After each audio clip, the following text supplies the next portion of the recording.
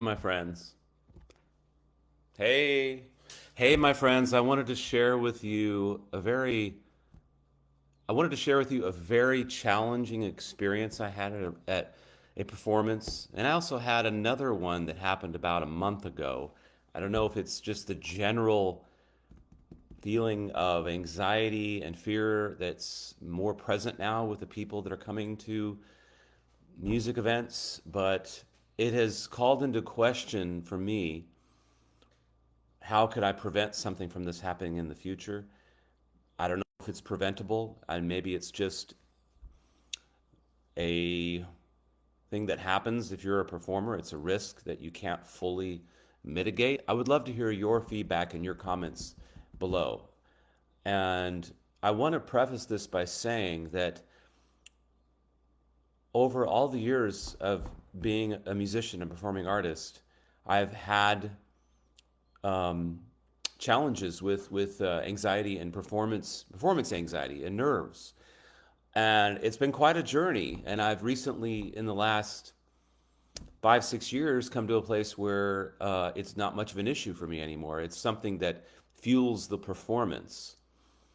I think it really makes me more present. My senses are alive. I'm more present in the moment, and I think the audience picks up on that and loves that I have. It's like that edge between excitement and fear. It's like you can go one way and it's just excitement, like if you're riding on a roller coaster, rather than like my life is actually at risk. Well, anyway, so I had this really very, very difficult situation during a performance. Now, nobody ever really prepares you for these kinds of experiences when you're taking lessons with your teacher. It's such a vulnerable and personal experience learning how to become a musician. And then, like, the experience is entirely your own. It's personal, it's internal. And then it's up to you whether you want to decide to share that with the world. You could just be a musician and just do it with friends and do that for your entire life.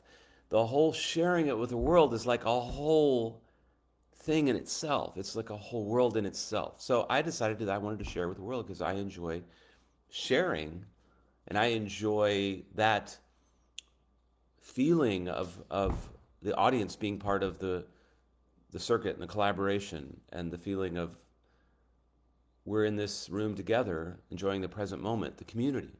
So I've loved that for decades, but I've had a lot of challenging. I'm sure if you're a musician listening to this, I would love to hear your crazy stories below. But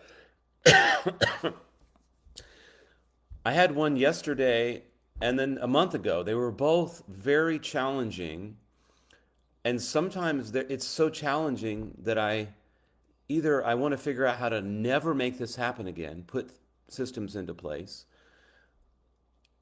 or I don't know. It just almost makes me not want to perform because it's so anxiety producing. So, and I always do my best. I'll just tell you the experience really quickly. So, at an event where I was in a room that maybe holds 60, 70 people tops, we had a situation where we had to switch from another room because there was a dance party going on the other side. And it was so loud that it would be disruptive. So at the very last minute, we had to switch to another room so we could have a quiet room. So we're already rushing to get set up for people. So I'm not able to provide the usual, like, really personal, the highest level of personal service that I like for my audience members. So the room is full. It's a very sold out show.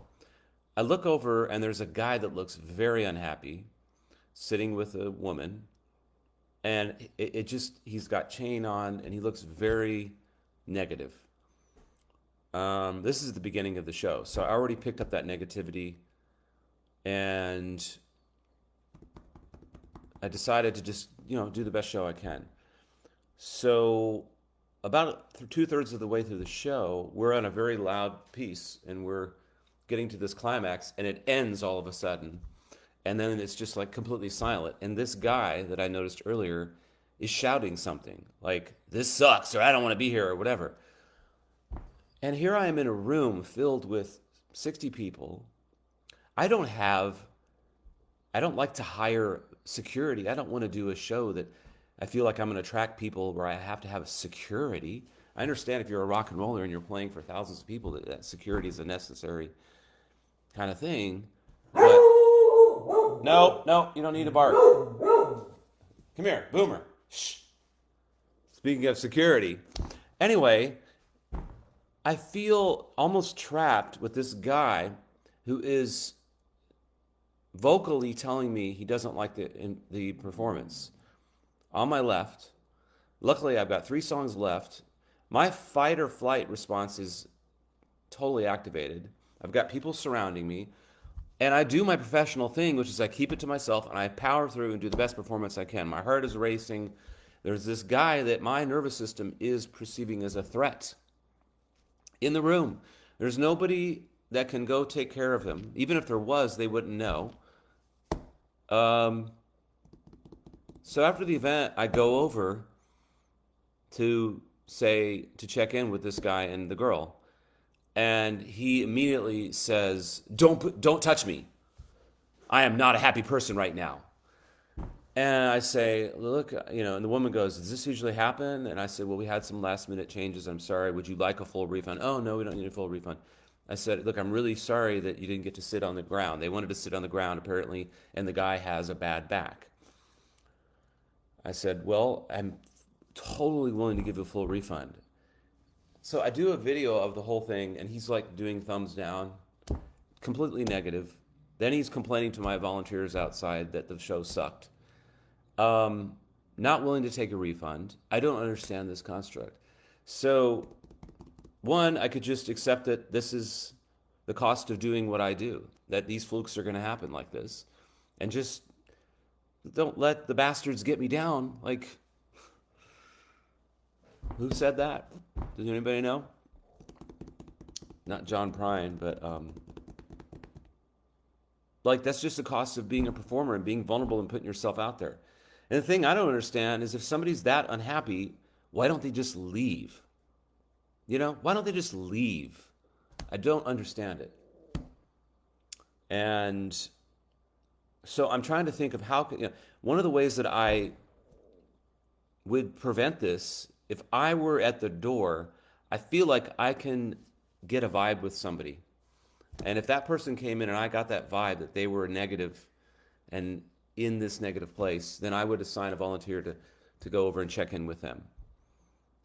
I mean, I don't want to put anything in my descriptions that says, "Hey, if you're not having a good time, please leave."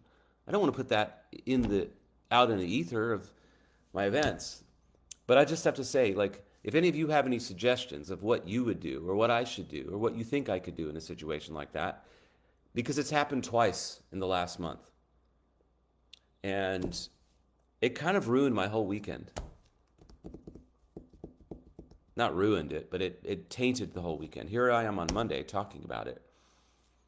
I don't want it to happen again. Granted, nobody knew about it, and there were tons of people that were coming up and saying what a transformative experience it was and one of the best shows that they've ever been to.